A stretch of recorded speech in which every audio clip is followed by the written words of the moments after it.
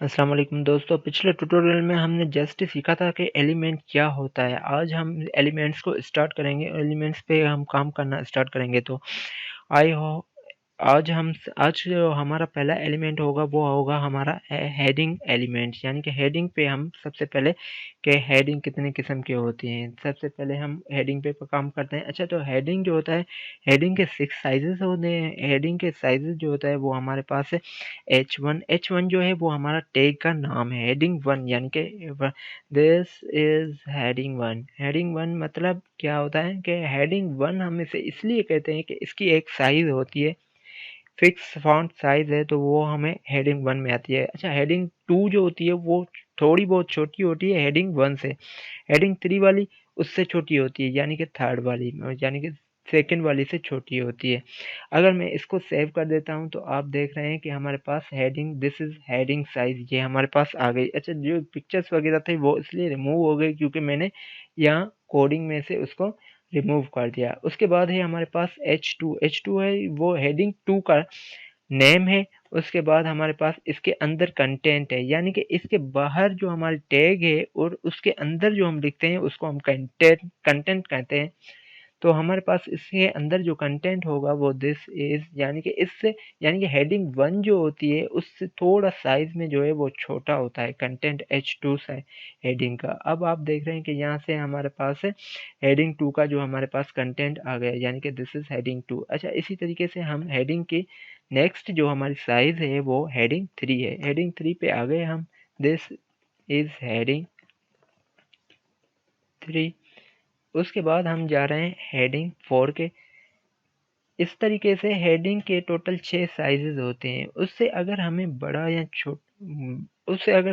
चाहिए होता है, यानी कि हेडिंग 1 से, तो उसके लिए हम डिस्प्ले यूज़ करते हैं। डिस्प्ले का ये सब जो चीज़ें मैं आहिस्ता-आहिस्ता आपको बताता चलूँगा कि ये सब हम कैसे यूज़ कर सकते हैं और कहाँ यूज़ कर सकते हैं। एक, यानी कि हेडिंग 4 आ गया हमारा। उसके बाद जो है हमारा नेक्स्ट हेडिंग 5,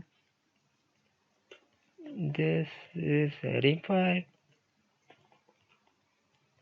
नेक्स्ट है हमारा हेडिंग 6 और दिस इज हेडिंग 6। अब हम इसको सेव करेंगे तो आप देखेंगे कि हमारा जो है साइज जो है वो डिक्रीजिंग ऑर्डर है, यानी कि यहाँ से हमारा जो नंबर होगा वो इंक्रीजिंग ऑर्डर में जाएगा, बढ़ते हुए ऑर्डर में जाएगा, और यहाँ से हमारी साइज जो होती है वो उतनी ही डिक्रीजिंग साइज में आ जाती है, यानी कि नीचे की तरफ।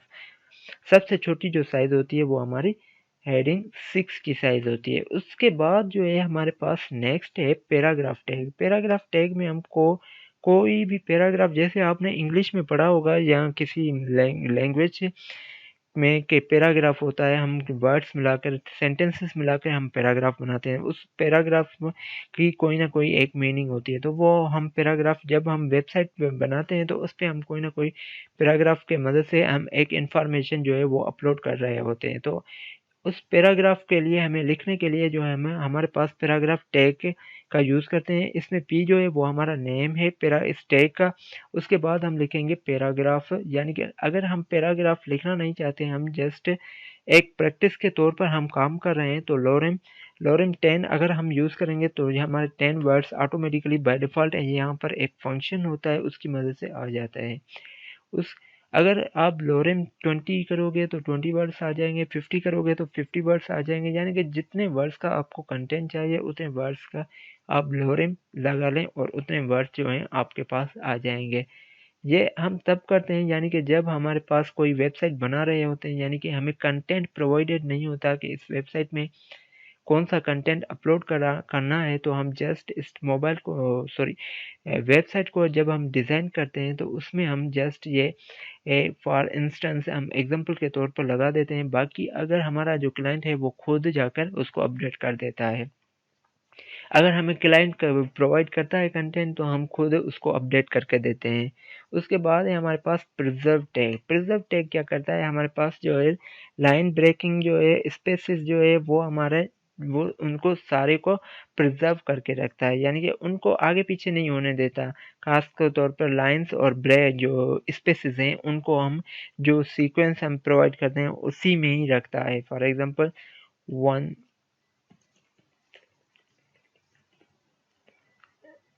this is a preserve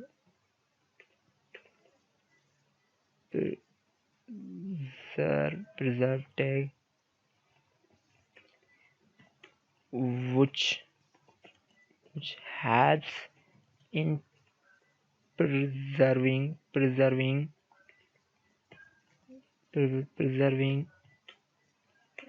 the lines and spaces in the in the content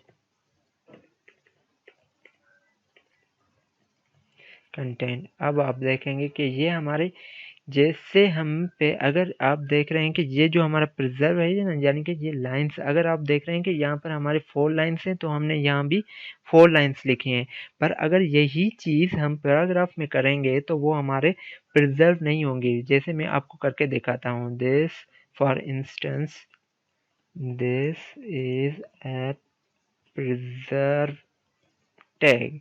उसके बाद जो नेक्स्ट लाइन है वो हम व्हिच हैज लिखने के बजाय हम इसको कॉपी कर लेते हैं ताकि हमें टाइम की जो है वो सेविंग हो जाए। कंट्रोल सी करके हमने यहाँ पर इसको पेस्ट कर दिया, कंट्रोल वी। अगर हम अब इसको सेव करते हैं तो आप देख रहे हैं कि ये हमारा एक ही लाइन में आ गया, और प्रिजर्व टैग की मदद से जब हम इसे प्रिजर्व करते हैं तो वो हमारी लाइंस जो है जितनी लाइंस होती हैं उतनी लाइंस को सेव करता है, और जितने हम उसके अंदर स्पेसेस यूज़ करते हैं वो उतने ही स्पेसेस को जो है प्रिजर्व करता है। अच्छा, स्पेसेस के जैसे मुराद फॉर एग्जाम्पल हम कंट्रोल एस कर रहे हैं तो आप देख रहे हैं कि यहाँ पर जितने मैंने स्पेसेस दिए उतने ही स्पेसेस यहाँ पर आ गए प्रिजर्व टैग के अंदर। लेकिन अगर यही स्पेसेस में यहाँ पर पैराग्राफ टैग में दे रहा हूँ तो वहाँ पर आप देखेंगे कि ये काम नहीं करेंगे। तो ये असल में प्रिजर्व टैग का यही मतलब होता है। बाकी लाइन ब्रेक टैग का जो होता है वो हम इसलिए यूज़ करते हैं, line break tag for example हम लाइन ब्रेक टैग यूज़ करें लोरेम 20 से 20 वर्ड्स हम लोरेम यूज़ कर रहे हैं, इसको हम सेव कर रहे हैं तो आप देख रहे हैं कि ये हमारे पास जो है, यानी कि अगर हम इसकी 3 लाइन्स बनाना चाहें तो फॉर एग्जांपल हम यहाँ से इसको एक और लाइन में शिफ्ट करना चाहते हैं तो यहाँ पर हम जस्ट br टैग यूज़ करेंगे तो वो क्या होगा, अब यहाँ से हमारी क्या हो गई, लाइन ब्रेक हो गई। अब हम चाहते हैं यहाँ से फिर हम लाइन को ब्रेक करें तो वो क्या करेंगे, फिर यहाँ से हम लाइन ब्रेक टैग यूज़ करेंगे। br टैग हमने इंटर की यूज़ की, अब आप देख रहे हैं कि यहाँ से हमने लाइन ब्रेक यूज़ की। मतलब कहने का है कि अगर हमें लाइन ब्रेक्स या अगर हम पैराग्राफ टैग की मदद से हम प्रिजर्व टैग का काम लेना चाहते हैं तो हमें क्या करना पड़ेगा, लाइन ब्रेक टैग यूज़ करनी पड़ेगी। अगर हम जो है वो डायरेक्ट काम लेना चाहते हैं, यानी कि हम जितनी लाइंस जैसे चाहें लिखना चाहते हैं, यानी कि एक जैसे हम पोएम की फॉर्म में लिखना चाहते हैं तो हम प्रिजर्व टैग यूज़ करेंगे, या हम लाइन ब्रेक टैग यूज़ कर पैराग्राफ में हमें लाइन ब्रेक टैग यूज़ करनी पड़ेगी। लेकिन उसमें अगर हम पैराग्राफ टैग में हम स्पेसेस को प्रिजर्व करना चाहते हैं तो फिर हमें उसमें नॉन ब्रेकिंग स्पेस डालना पड़ेगा, जिसको हम कहते हैं एम्परसेंड। इस साइन को हम कहते हैं, एंड की जो साइन होती है उसको हम एम्परसेंड कहते हैं। Non breaking NBSP, non breaking space डालकर उसके बाद डबल कॉलन देते हैं। अब जितने भी आप नॉन ब्रेकिंग स्पेस डालोगे, यहाँ से मैं कट करता हूँ और इसको मैं यहाँ पर कॉपी पेस्ट करता हूँ। हर लाइन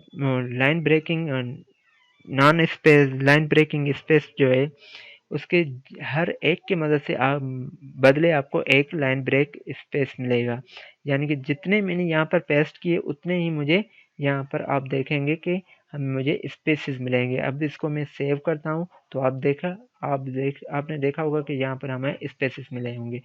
आई होप डियर आप सभी को ये पसंद आया होगा, और आप हमारे चैनल को लाइक, सब्सक्राइब और शेयर करना मत भूलें। अगर कोई क्यूरी वगैरह हो तो आप मुझसे कमेंट सेक्शन में पूछ सकते हैं। Thanks for watching.